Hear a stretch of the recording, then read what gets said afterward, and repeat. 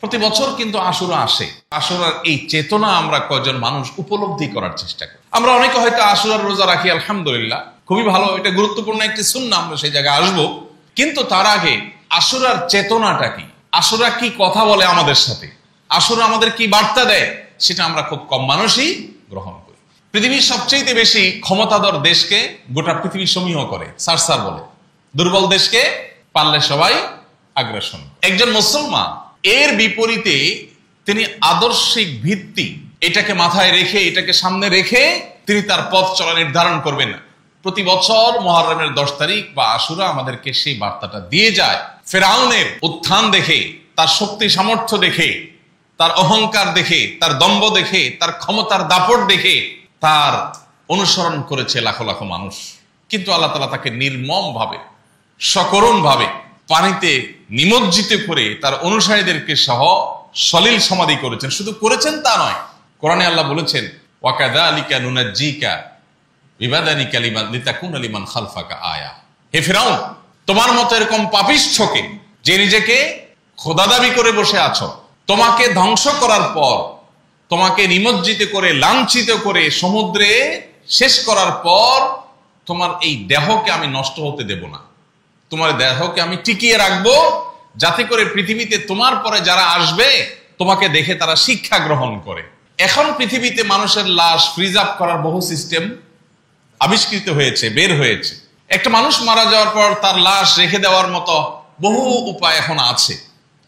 কিন্তু আজ থেকে প্রায় কয়েক হাজার বছর আগে, কয়েক হাজার, শত না, কয়েক হাজার বছর আগে পৃথিবীতে মানুষের লাশ বছরকে বছর তো দূরের কথা, মাসকে মাস রাখারও কোনো প্রযুক্তি মানুষের কাছে ছিল না।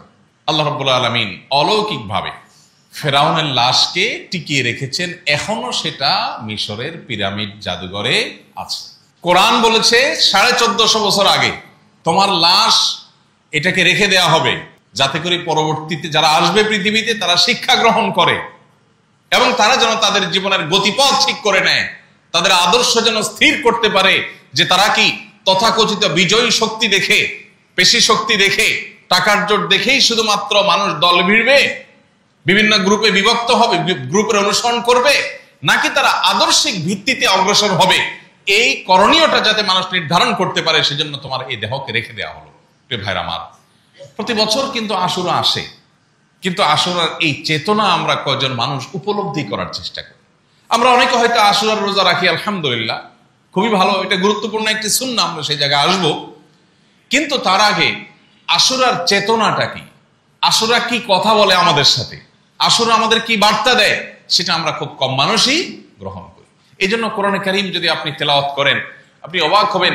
কোরআনের পাতায় পাতায় আল্লাহ তাআলা বলেছেন, কালিলাম মা তাযাক্কারুন আফালা তাকিলুন। তোমরা কি একটু ভাবো না? তোমরা কি এই সমস্ত ঘটনা থেকে শিক্ষা গ্রহণ করো না? তোমাদের খুব অল্প সংখ্যক মানুষ আছে যারা উপদেশ গ্রহণ করে। প্রিয় ভাইরা আমার, অতএব শুধু আশুরার নফল সিয়াম বা সুন্নাহ রোজা রাখাই নয়, আশুরার যে চেতনা আছে, আশুরার যে শিক্ষা আছে, সেটা আমাদের জীবনে ধারণ করতে হবে, আমাদের সমাজে সেটার চর্চা করতে হবে। শুধুমাত্র শক্তি আর পাওয়ার দেখে অগ্রসর হওয়া নয়, আমাদের অগ্রসর হতে হবে কি দেখে? আদর্শ দেখে। একজন মানুষ, তিনি মাজলুম, তিনি জুলুমের শিকার, কিন্তু তিনি দুর্বল। তার পক্ষে গেলে আমার তেমন কোনো লাভ হবে না, কিন্তু আমি জানি তিনি মাজলুম, তাহলে আমাকে তার পক্ষ অবলম্বন করতে হবে। একজন মানুষ, তার অনেক কিছু আছে, তারা সবাই বাহবা করে দেয়, তার মাথায় সবাই তেল দেয়, তাকে সবাই সারসার বলে, তাকে সবাই দাওয়াত করে, আদর করে। যদি আদর্শিক ভিত্তি তার দুর্বল থাকে, তো আপনি তাকে ইগনোর করা হলো আশুরার শিক্ষা। আদর্শিক ভিত্তি যদি কারোর শক্তিশালী থাকে, তাহলে তাকে আপনি রেসপেক্ট করা হলো আশুরার শিক্ষা। আমাদের সমাজে এক সময় সৎ মানুষের কিছু মূল্য ছিল। একজন স্কুল শিক্ষক রিটায়ারমেন্টে চলে গেছেন, তাকে দেখলে সমাজের সব মানুষ শ্রদ্ধা করত, সম্মান করত। এখন এই সমস্ত সৎ মানুষের কোনো খাওয়া এই সমাজে নেই। বিশাল বাড়ি করেছেন, বিশাল অট্টালিকা করেছেন, অনেক ব্যাংক ব্যালেন্স করেছেন, অনেক ব্যবসা বাণিজ্য করেছেন, সবাই আপনাকে বলবে বাহ বাহ মাশাআল্লাহ। কিন্তু আপনি কিছু করতে পারেন নাই।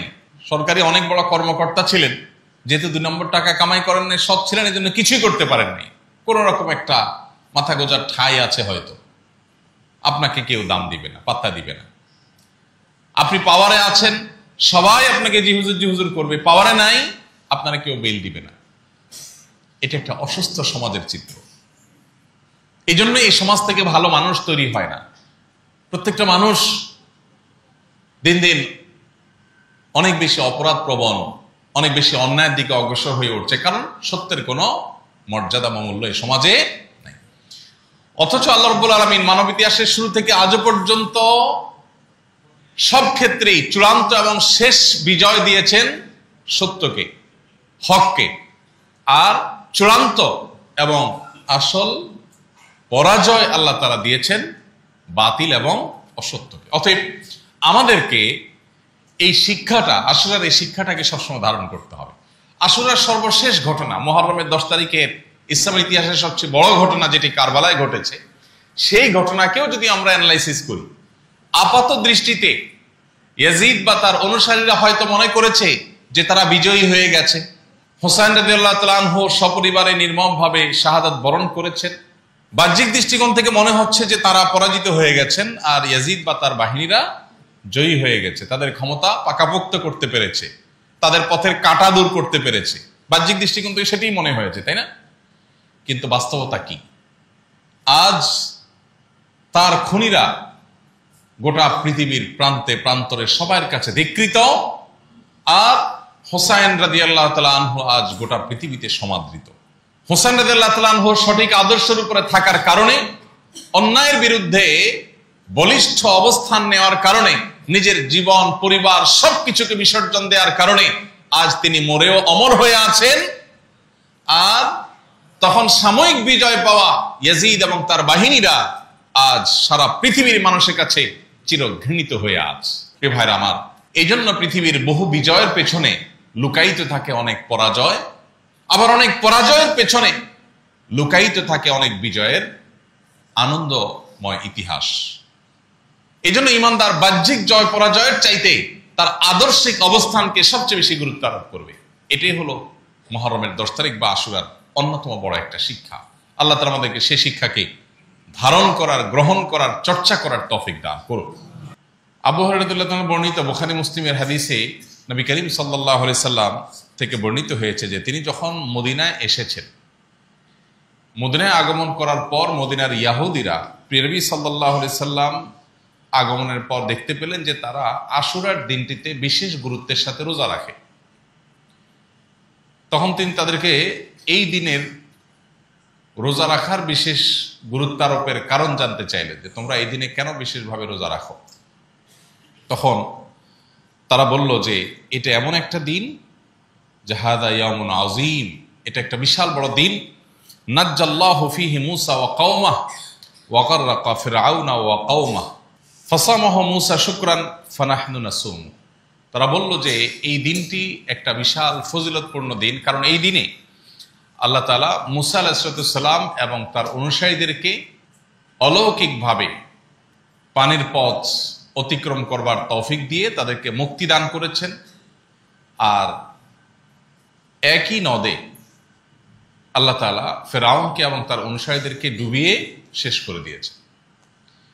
এই যে আল্লাহ তাআলা সত্যের বিজয় এবং বাতিলের পরাজয়ের এই ঐতিহাসিক ঘটনার সৃষ্টি করেছেন, সেজন্য আল্লাহর কাছে শুকরিয়া আদায় করে মূসা আলাইহিস সালাম রোজা রেখেছেন। আমরাও তার অনুকরণে, তার অনুসরণে রোজা রাখি। তখন নবী করিম সাল্লাল্লাহু আলাইহি ওয়াসাল্লাম বলেছেন, ফানাহনু আহাক্কু বিমূসা মিনকুম ফাসামাহু রাসূলুল্লাহ সাল্লাল্লাহু আলাইহি ওয়াসাল্লাম ওয়া আমারা বিসিয়ামি। এরপর নবী সাল্লাল্লাহু আলাইহি ওয়াসাল্লাম বললেন, তোমরা মূসা আলাইহিস সালামের অনুসরণের ব্যাপারে যতটা সিরিয়াস বা মূসা আলাইহিস সালামের অনুসারী দাবিদার হিসাবে তোমরা যতটা সত্যিকারের অনুসারী, আমরা তার চেয়ে বেশি। সো আমরা এই দিনটিকে আরো বিশেষ গুরুত্বের সাথে রোজা রাখবো। এরপর নবী সাল্লাল্লাহু আলাইহি ওয়াসাল্লাম এই দিন রোজা রাখলেন। এই ঘটনা কম বেশি আমরা সবাই জানি, ইতিপূর্বে আমরা হয়তো অনেকেই বারবার শুনেছি। এর বাইরেও আশুরার এই দিনটিতে, মুহররমের এই দিনটিতে ঐতিহাসিক অনেক ঘটনা ঘটেছে। এর মধ্যে অনেক ঘটনা বিভিন্ন বর্ণনায় উঠে এসেছে, সেগুলো বিশুদ্ধ সূত্রে বর্ণিত হয়েছে, আবার অনেক ঘটনা বিশুদ্ধ সূত্রে বর্ণিত হয়নি, সেগুলোর বর্ণনা নিয়ে নানান আপত্তি আছে। এই দিনের সর্বশেষ ইসলামের ইতিহাসের বড় ঘটনা হলো 61 হিজরিতে কারবালার ময়দানে ঘটে যাওয়া ঘটনা, যেখানে প্রিয় নবী সাল্লাল্লাহু আলাইহি সাল্লামের প্রিয় কলিজার টুকরা দৌহিত্র হোসেন রাদিয়াল্লাহু তাআলা আনহু সপরিবারে ইয়াজিদের মতো নিষ্ঠুর, জালেম, পাপিষ্ঠ, খুনি এবং তার অনুসারীদের হাতে নির্মমভাবে শাহাদাত বরণ করেছে। অর্থাৎ যেই দিনটি আসলে ঐতিহাসিকভাবে একটি আনন্দের দিন ছিল, একটি বিজয়ের দিন ছিল, নবী সাল্লাল্লাহু আলাইহি সাল্লামের দুনিয়া থেকে বিয়োগের পর 61 হিজরি সনে ইরাকের কারবালা নামক জায়গায় সেই দিনটিতে একটি বেদনাদায়ক ঘটনাও ঘটে গেছে। অর্থাৎ একটা ঐতিহাসিক বিজয় দিনে একটি বেদনাবিদুর ঘটনাও ঘটে গেছে। এ হলো মুহররম এর 10 তারিখ তথা আশুরার একেবারে সংক্ষিপ্ত তাৎপর্যের কারণ। কারবালার এই ঘটনা যেটি 61 হিজরি সনে ঘটেছে, এই ঘটনার কারণে গোটা পৃথিবীতে এমন কোনো মুসলমান থাকতে পারে না যে মুসলমান ব্যথিত নয়, যে মুসলমানের হৃদয়ে রক্তক্ষরণ হওয়ার কথা নয়।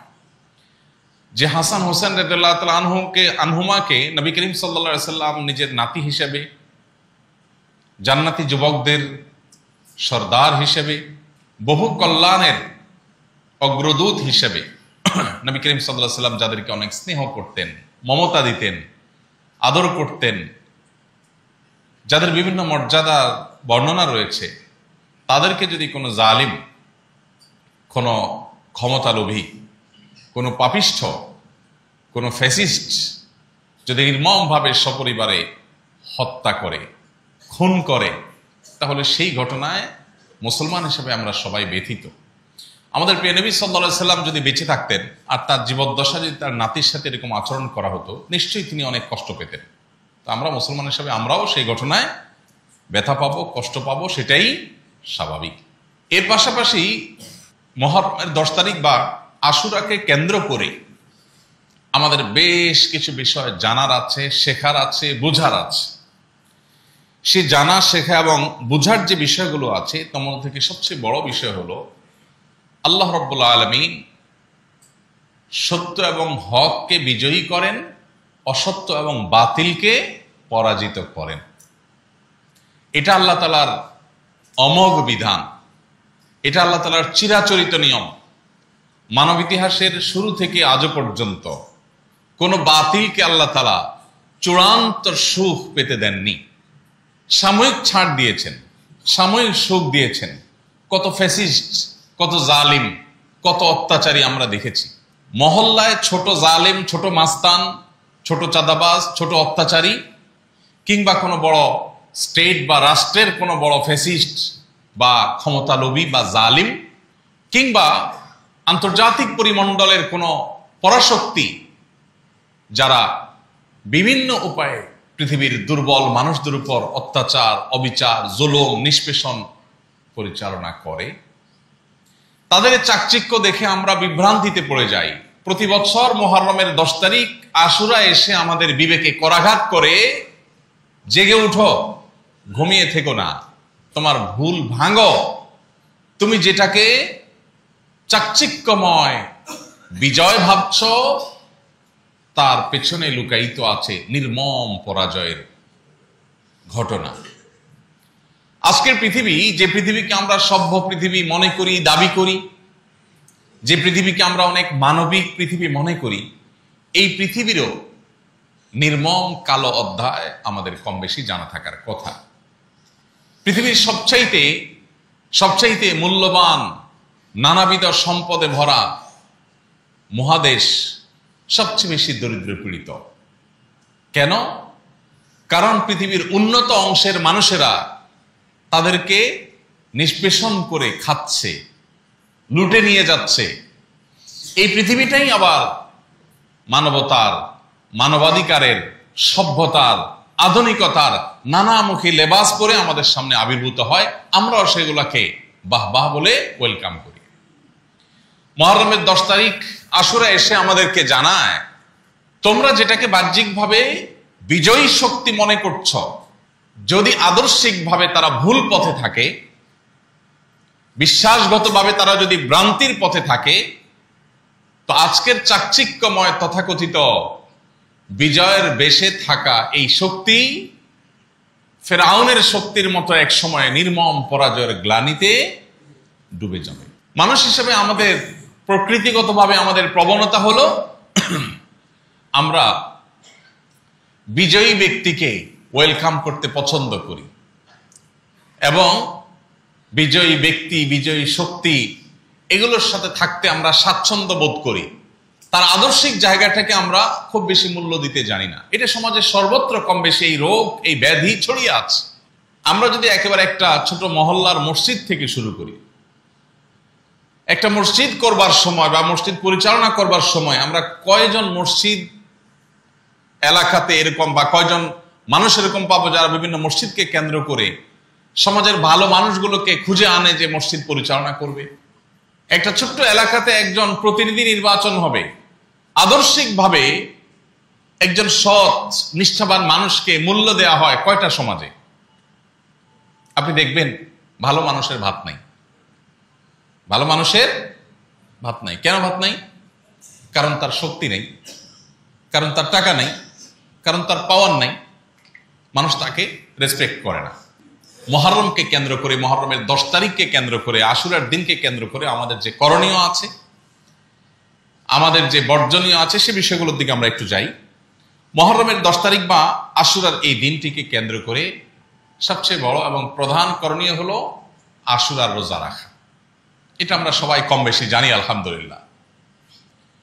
এমনিতেই রমজানের পরে নফল রোজা রাখার জন্য সবচেয়ে আদর্শ মাস হলো মুহররমের রোজা। নবী করিম সাল্লাল্লাহু আলাইহি ওয়াসাল্লাম বলেছেন, আফদালুস সিয়ামি বা'দা রমাদান শাহরুল্লাহিল মুহররম। রমজানের পর সবচেয়ে উত্তম রোজা হলো আল্লাহর মাস মুহররম মাসের রোজা। ওয়া আফদালুস সালাতি বা'দাল ফরিদাতি সালাতুল লাইল। আর 5 ওয়াক্ত ফরজ নামাজের পরে সবচেয়ে উত্তম নামাজ হলো ভোর রাতের তাহাজ্জুদের নামাজ। 5 ওয়াক্ত ফরজ নামাজের পরে যেরকম সবচেয়ে শ্রেষ্ঠ নামাজ তাহাজ্জুদ, এরকম রমজানের রোজার পরে সবচেয়ে শ্রেষ্ঠ রোজা হলো মুহররম মাসের রোজা। এই জন্য এই মাসে আমাদের বেশি বেশি এমনিতেই রোজা রাখতে হবে। নবী করিম সাল্লাল্লাহু আলাইহি সাল্লামকে জিজ্ঞাসা করা হয়েছিল, একজন সাহাবী জিজ্ঞাসা করেছেন তাকে যে, আল্লাহ রাসূল, রমজানের পরে যদি আমি কোনো মাসে রোজা রাখতে চাই, আপনি আমাকে কি সাজেস্ট করবেন? তখন নবীজি বলেছেন, ইন কুনতা সাইমান বা'দা শাহরি রমাদান ফাসুমিল মুহররম। তুমি যদি রমজানের পরে কোনো মাস রোজা রাখতে চাও, তাহলে মুহররম মাসটাতে বেশি বেশি রোজা রাখবে। কেন? ফা ইন্নাহু শাহরুল্লাহ, কারণ সেটা কার মাস? আল্লাহর মাস। এ মাস সম্পর্কে এই রোজা রাখার বিষয়টি বিভিন্ন হাদিসে বর্ণিত হয়েছে। অতএব এই মাসে আমরা নফল রোজা তো রাখবই, আর স্পেশালি এ মাসের আশুরার দিনকে কেন্দ্র করে আমাদেরকে রোজা রাখতে হবে। আশুরার দিনকে রোজা আমরা রাখবো যে, সেই রাখার ক্ষেত্রে নবী করিম সাল্লাল্লাহু আলাইহি ওয়াসাল্লামের সুন্নাহ হলো একটি নয় বরং 2টি রোজা রাখা। আশুরার রোজা কয়টি হবে? 2টি হবে। আশুরার মূল রোজা যেটা, সেটা তো মুহররমের 10 তারিখ আছেই, তার সাথে আরো একটা রোজা প্লাস করতে হবে, হয় 9 তারিখ আর না হয় 11 তারিখ। কেন? সেটাও আমাদের জানার মতো একটা বিষয়, গুরুত্বপূর্ণ বিষয়। আমরা এটা অনেকে শুনেছি নিশ্চয়। নবী করিম সাল্লাল্লাহু আলাইহি ওয়াসাল্লাম যখন দেখেছেন মদিনায় ইহুদিরা আশুরা উপলক্ষে একটা রোজা রাখে, নবীজি সাল্লাল্লাহু আলাইহি ওয়াসাল্লাম তখন সাহাবাদেরকে নির্দেশ করলেন যে, সুমু ইয়াওমান ক্বাবলাহ আও ইয়াওমান বা'দাহ। তোমরা তাদের যে আশুরার রোজা মুসা আলাইহিস সালামের অনুকরণে তারা রাখে, সেটা আমরাও রাখবো। আমরাও যদি মুসা আলাইহিস সালামকে শ্রদ্ধা করি, তার প্রতি ঈমান আনি নবী হিসেবে, রাসূল হিসেবে, কিন্তু পাশাপাশি আমরা মুসলিম হিসাবে তাদের থেকে আমাদের স্বাতন্ত্র বিশেষ বৈশিষ্ট্য যেন হয়, সেজন্য আমরা একটা রোজা প্লাস করব, হয় একদিন আগে আর না হলে একদিন পরে। তাহলে তারা রাখে একটা, আমরা রাখবো 2টা। নবী সাল্লাল্লাহু আলাইহি ওয়াসাল্লামের পরিষ্কার নির্দেশনা রয়েছে, খালিফুল ইয়াহুদ, তোমরা ইহুদিদের ব্যতিক্রম করো। ইবাদত করার ক্ষেত্রেও তাদের সাথে যেন সাদৃশ্য না হয়, আমাদের যেন স্বাতন্ত্র থাকে, আমাদের যেন বিশেষত্ব থাকে, আমাদের ইবাদতে যেন ভিন্নতা থাকে, বৈচিত্র্য থাকে। সেজন্য নবী সাল্লাল্লাহু আলাইহি ওয়াসাল্লাম যেখানে নির্দেশ করেছেন, আজকে সেখানে ইবাদত তো অনেক পরের বিষয়, জাগতিক বিষয় পর্যন্ত আমরা তাদের অন্ধ অনুকরণ করছি। তারা যে শিক্ষাক্রম, তারা যে পাঠ্যক্রম, তারা যে আপনার সভ্যতা, তারা যে কালচার আর কৃষ্টি দিচ্ছে, ওইটাকে আমরা গোগ্রাসে গিলছি। ওদের কাছ থেকে যদি আপাত দৃষ্টিতে একেবারে চকচকা ভালো কিছু আমরা পাই, সেটাকেও মুসলমান হিসেবে আমাদের পরখ করে দেখতে হবে এবং সেটার মধ্যে আমাদের বিকল্প কোনো পথ খুঁজে বের করার চেষ্টা আমাদের করতে হবে। আজ আমরা তাদের অন্ধ অনুকরণ করছি, ইহুদি খ্রিস্টানদের অন্ধ অনুকরণে আমরা শেষ হয়ে যাচ্ছি। তো রোজার ক্ষেত্রে নবী সাল্লাল্লাহু আলাইহি ওয়াসাল্লাম যেখানে তাদের থেকে পার্থক্য রাখতে বলেছেন, তাদের ব্যতিক্রম করতে বলেছেন, সেখানে জাগতিক বিষয়ে, দুনিয়াবী বিষয়ে তাদের অনুসরণ করা কত বেশি ভয়াবহ হতে পারে। এজন্য আমাদের সর্বপ্রথম করণীয় হবে আশুরার রোজা রাখা। আশুরার রোজার 3টা স্তর আছে। তার আগে আশুরার রোজার মর্যাদা সম্পর্কে আরেকটু আমরা বলি। হাদিসটা আমরা শুনেছি, আবু কাতাদা রাদিয়াল্লাহু তাআলা যিনি বর্ণনা করেছেন, সহিহ মুসলিমে রয়েছে। নবী সাল্লাল্লাহু আলাইহি ওয়াসাল্লাম বলেছেন, সিয়াম ইয়াউমি আশুরা আহতাসিবু আলাল্লাহি আন ইউকাফিরা সানাতাল্লাতী ক্বাবলা। আশুরার রোজা এটা পূর্বের 1 বছরের গুনাহ মাফ করে দিবে। অর্থাৎ আশুরার রোজা রাখলে বিগত 1 বছরের ছোটখাটো সগীরা যে গুনাহগুলো আমাদের অনিচ্ছাকৃতভাবে অজান্তে নানাভাবে হয়ে গেছে, সেই ছোটখাটো গুনাহগুলো আল্লাহ তাআলা মাফ করে দিবেন এই একটি রোজার মাধ্যমে। এবং এই রোজা রাখার 3টা স্তর আছে। আশুরার রোজার কয়টা স্তর আছে? 3টা স্তর আছে। সবচেয়ে উত্তম, সবচেয়ে আপার ক্লাসের আশুরার রোজা হলো 9 এবং 10 জিলহজ রোজা রাখা। 9 এবং 10 জিলহজ, এটা হলো সবচেয়ে উত্তম। কেন? কারণ নবী করিম সাল্লাল্লাহু আলাইহি ওয়াসাল্লাম বলেছেন, যদি আমি আগামী বছর বেঁচে থাকি তাহলে আমি মুহররমের 9 এবং 10 এই 2 দিন রোজা রাখবো। এটা নবীজি সাল্লাল্লাহু আলাইহি ওয়াসাল্লাম বলেছেন। বর্ণনাকারী সাহাবী বলছেন, এই হাদিসটি বলার পর নবী সাল্লাল্লাহু আলাইহি ওয়াসাল্লাম পরবর্তী বছর মুহররম আসার আগেই দুনিয়া থেকে চলে গেছে, তিনি আর হায়াত পান নাই। তো এই যে নবী সাল্লাল্লাহু আলাইহি ওয়াসাল্লাম তার আকাঙ্ক্ষা ব্যক্ত করেছেন যে আমি সামনে বেঁচে থাকলে 9-10 রাখবো, এখান থেকে বোঝা যায় যে 9-10 এবং 10-11 মধ্যে উত্তম হলো 9-10 রাখা, এটা সবচেয়ে ভালো। যদি কোনো কারণে 9-10 কারোর রাখা সম্ভব না হয়, তাহলে তিনি দ্বিতীয় পর্যায়ের আশুরা রোজা রাখবেন, সেটা হলো 10 এবং 11। আর যদি সেটাও সম্ভব না হয়, কারো শুধু একটা রাখতে পারে, তাহলে শুধু আশুরার দিনটি রাখবে কিনা এটা নিয়ে ওলামাদের মধ্যে মত পার্থক্য আছে। এটা 3 নম্বর স্তর। অনেক ওলামা ইকরাম বলেছেন যে একেবারে নাইমা হচ্ছে কেন ভালো, 2টার দিকেও রাখতে কোনোভাবে না পারে তাহলে শুধু আশুরা রাখবে। আবার অনেক ওলামা বলেছেন যে নবী সাল্লাল্লাহু আলাইহি ওয়াসাল্লাম যেহেতু ইহুদিদের সাথে এই ব্যাপারে রোজা রাখার ক্ষেত্রে তাদের চেয়ে ভিন্ন কিছু করতে বলেছেন, অতএব পারলে 2টা রাখবেন, না পারলে দরকার নেই, তাদের অনুকরণ যেন না হয়। তাহলে মোট 3টা স্তর আমরা পাইলাম। সেই হিসাবে এই বছর আমরা আশুরা রোজা রাখবো কবে? আজ যেহেতু মুহররমের 8 তারিখ, অতএব আজকে সূর্য ডুবার সঙ্গে সঙ্গেই মুহররমের 9 তারিখ শুরু হয়ে যাবে। মুহররমের 9 তারিখ শুরু হওয়া মানে হলো আগামীকালকে আমরা রোজা রাখবো, আর পরের দিন অর্থাৎ রবিবার আমরা রোজা রাখবো। তাহলে সেক্ষেত্রে আজকে সাহারি খেয়ে কালকে রোজা রাখতে হবে, এটা হলো 9 মুহররম। আর কালকে দিবাগত রাতে সাহারি খেয়ে তারপর দিন রোজা রাখতে হবে, সেটা হবে 10 মুহররম, অর্থাৎ রবিবার হবে আশুরার রোজা। সাহাবা ইকরাম এই রোজাগুলো এত গুরুত্বের সাথে রাখতেন যে নিজেরা তো রাখতেন, বাচ্চাদেরকে সাধারণত নফল রোজা রাখার জন্য নির্দেশ দিতেন না, কিন্তু আশুরা রোজা বাচ্চাদেরকে দিয়েও রাখাতেন, বাচ্চাদেরকেও আশুরা রোজা রাখার জন্য উদ্বুদ্ধ করতেন। হাজার হাজার বছর ধরে চলে আসা, সেই মুসা আলাইহিস সালামের সময় থেকে চলে আসা গুরুত্বপূর্ণ একটি ইবাদত হলো এই আশুরার রোজা। প্রত্যেকেরই রোজা রাখার চেষ্টা করা উচিত। আল্লাহ আমাদের সবাইকে সেই তৌফিক দান করুন। তাহলে আশুরা উপলক্ষে প্রথম করণীয় রোজা রাখা, সেই সম্পর্কে আমরা জানলাম। দ্বিতীয় করণীয় হলো একটি হাদিস, যে হাদিসের সনদকে অনেক মুহাদ্দিসগণ যায়ীফ বলেছেন। আল্লামা আলবানী, আল্লামা আহমদ শাকির রাহিমাহুল্লাহ সহ অনেক মুহাদ্দিসগণ যায়ীফ বলেছেন। আবার ইমাম তিরমিজি রাহমাতুল্লাহ আলাইহি সেটাকে হাসান বা গ্রহণযোগ্য বলেছেন। সে হাদিসটি হলো যে এই দিনে পূর্বের বিভিন্ন জাতিকে আল্লাহ তাআলা ক্ষমা করেছেন, তাদের তওবা কবুল করেছেন, এবং পরবর্তীতে যারা আসবে তাদেরও তওবা কবুল হবে। এই হাদিসের ভিত্তিতে এই দিন উপলক্ষে আল্লাহর কাছে তওবা করা, ইস্তেগফার করা, ক্ষমা প্রার্থনা করা, আল্লাহর দিকে ফিরে আসা, এটা তাৎপর্য বা গুরুত্ব বুঝে আসে। আশুরাকে কেন্দ্র করে অনেক বর্জনীয় বিষয় আছে, অনেক বিদআত আমাদের সমাজে প্রচলিত আছে। আপনারা বিশেষ করে সোশ্যাল মিডিয়া খুললেই দেখবেন, এমনকি মূলধারা মিডিয়াগুলোতেও চোখ বুলালেই আপনারা দেখতে পাবেন যে আশুরাকে কেন্দ্র করে এমন অনেক কর্মকাণ্ড হয়ে থাকে যেগুলোর সাথে কোরআন বা সুন্নাহর কোনো সম্পর্ক নাই। আমরা যখন কোনো ফসলের ক্ষেত চাষ করি, ফসল চাষ করি কোনো ক্ষেতে, ফসলের ক্ষেতের দিকে তাকালে আমরা দেখি সেখানে ফসল শুধু হয় না, সাথে আগাছাও হয়। আমাদের কাজ হলো ফসলগুলোকে জিইয়ে রাখা আর আগাছাগুলোকে পরিষ্কার করে ফেলে দেওয়া। ঠিক একইভাবে যে কোনো ইবাদতকে ঘিরে কোরআন এবং সুন্নাহ থেকে একেবারে নির্দেশিত আমল যেমন আমাদের সামনে আছে, ঠিক একইভাবে অনেক বেদাতও আমাদের সামনে চলে আসে। এই বেদাতগুলোর ব্যাপারে আমাদের কি থাকতে হবে? সতর্ক এবং সাবধান থাকতে হবে।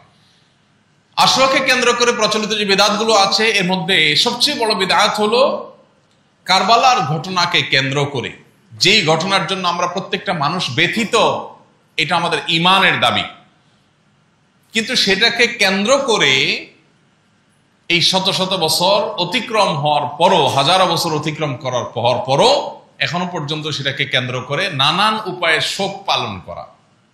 নবী করিম সাল্লাল্লাহু আলাইহি ওয়াসাল্লাম পরিষ্কারভাবে বলেছেন 3 দিনের পর কোনো শোক পালন জায়েজ নয়। কয় দিনের পর? 3 দিনের পর। একজন বিধবা নারী, তিনি শুধুমাত্র 4 মাস 10 দিন পর্যন্ত শোক পালন করতে পারেন স্বামীর বিয়োগে। এছাড়া যত মানুষ দুনিয়া থেকে যাবে, যে কারোর মৃত্যুতে মানুষের শোক পালন হবে সর্বোচ্চ কতদিন? 3 দিন। 3 দিনে বেশি শোক পালন করা যায়। হ্যাঁ, কোন মানুষের বিয়োগে আপনার মনের ব্যথা, সেটা তো 3 বছরও থাকতে পারে, 30 বছরও থাকতে পারে, সারা জীবনও থাকতে পারে, সেটা ভিন্ন বিষয়। ব্যথা থাকা এক জিনিস, ব্যথার কারণে তাকে স্মরণ করা সেটা এক জিনিস, আর শোক পালনের আনুষ্ঠানিকতা আরেক জিনিস। এই জন্য নবী করিম সাল্লাল্লাহু আলাইহি ওয়াসাল্লাম প্রিয় দৌহিত্রের এই নির্মম মৃত্যুকে কেন্দ্র করে যে শোক পালনের প্রথা আমাদের সমাজে প্রচলিত আছে, বিশেষ করে শিয়া সম্প্রদায়ের মধ্যে এটা নিয়ে যত বাড়াবাড়ি সীমালঙ্ঘন আছে, সেগুলো আমাদেরকে বর্জন করতে হবে, কারণ সেগুলো কোনোটাই নবী সাল্লাল্লাহু আলাইহি ওয়াসাল্লাম আমাদেরকে নির্দেশ করে যান নাই। আগাছা এবং ফসল দেখতে একরকমই মনে হয়, তাই না? ধান খেতে যে আগাছা হয়, সে আগাছাগুলো দেখতে ধান গাছের সাথেই মিলে যায়, মিশে যায়, একরকম দেখা যায় প্রায়, কিন্তু সেগুলোকে ফেলে দিতে হয়। ঠিক একইভাবে বেদাতগুলোকে আমাদের জীবন থেকে আমাদের ছুঁড়ে ফেলে দিতে হবে, সুন্নাহকে আমাদের আঁকড়ে ধরতে হবে। নবীজি আশুরার রোজা রাখতে বলেছেন, আমরা আশুরার রোজা রাখবো। নবীজি আমাদেরকে শোক পালন করতে বলেন নাই, তাজিয়া মিছিল বের করতে বলেন নাই, অতএব সেগুলো আমরা করব। এই দিনকে কেন্দ্র করে নানান আপনার কর্মকীর্তি আমাদের সমাজে হয়ে থাকে। লাল ডেক চড়ানো হয় মুহররমকে কেন্দ্র করে, আপনারা জানেন। অনেক এলাকার দেখা যাচ্ছে বিহারি প্রধান এলাকাগুলোতে একটু বেশি হয়, শিয়া প্রধান এলাকা থাকলে সেখানে একটু বেশি হয়। চাঁদা টান্দা তুলে তারা ধুমধামে খায়। যে আশুরার দিনে নবীজি সাল্লাল্লাহু আলাইহি ওয়াসাল্লাম রোজা রাখতে বলেছেন, ওই দিন তারা চাঁদা তুলে আরো বিরিয়ানি খায়। তাহলে এটা যে ভুল কাজ, এটা বোঝার জন্য পণ্ডিত হওয়ার দরকার নাই, কমন সেন্স থাকলে যথেষ্ট। যেখানে আশুরার দিনে নবী সাল্লাল্লাহু আলাইহি ওয়াসাল্লাম রোজা রাখতে বলেছেন, তারা ওই দিন আরো চাঁদা তুলে লাল ডেক বসায়া বিরিয়ানি খায়, বিতরণ করে, তবরক বিতরণ করে। দেখবেন তো এগুলোর সাথে ইসলামের কোনো সম্পর্ক নাই। অনেকে দেখবেন হোসেন রাদিয়াল্লাহু তাআলা আনহু শহীদ হয়েছেন, সেজন্য নিজের শরীরকে নিজে আঘাত করে, বাচ্চাদের শরীরকে আঘাত করে, রক্তাক্ত করে। শিয়াদের এই সমস্ত অপসংস্কৃতি, তাদের সমস্ত বেদাত এবং ভুল কাজ, এগুলো যাতে কোনোভাবে আমাদেরকে স্পর্শ না করে। এর বাইরে আশুরাকে কেন্দ্র করে আর নানাবিধ বেদাত আছে, কুসংস্কার আছে, সেগুলো সম্পর্কে আমাদের সচেতন সতর্ক থাকতে হবে। আর ইবাদত যেগুলো আছে সেগুলো আমাদেরকে ধারণ করতে হবে। ইবাদত এবং বেদাত সম্পর্কিত ধারণা আমাদের একেবারে পরিষ্কার থাকতে হবে। আল্লাহর কাছে কিয়ামতের ময়দানে ইবাদত গ্রহণযোগ্য হবে, বেদাত কখনো গ্রহণযোগ্য হবে না।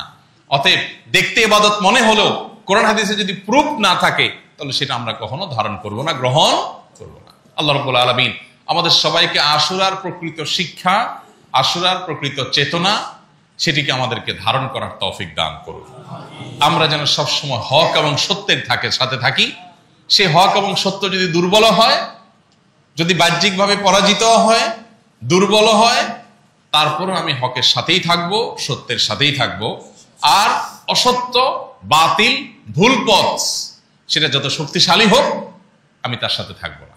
এই অবস্থানটা যদি আমরা পরিষ্কার করতে পারি, তাহলে শুধুমাত্র ওই মূসা আলাইহিস সালামের মতো বিজয়ী হব না, হোসেন রাদিয়াল্লাহু তাআলার মতো অমরই হব না। ইনশাআল্লাহ আখিরাতের অনন্ত অসীমকালের সুখ, স্বাচ্ছন্দ্য এবং সেখানকার সাফল্য নির্ভর করে এটার উপরে। সেটা আমাদের জন্য অপেক্ষা করবে যদি আমরা আমাদের আদর্শিক জায়গাটাকে পরিষ্কার করতে পারি। আল্লাহ আমাদের সবাইকে সে তৌফিক দান করুন।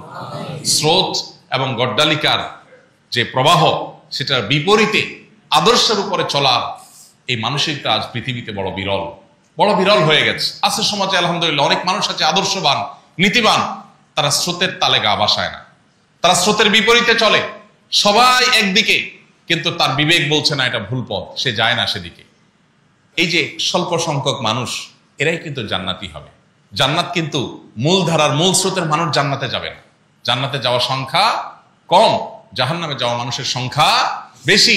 সমাজের সবাই একদিক ছুটে, আপনিও সেদিকে ছুটছেন, আদর্শ দেখা দেখি নাই, তাহলে আপনি ভুল পথে আছেন। আপনাকে ভাবতে হবে আমি যা করতে যাচ্ছি, যা করছি, সেটা আসলে সঠিক কিনা।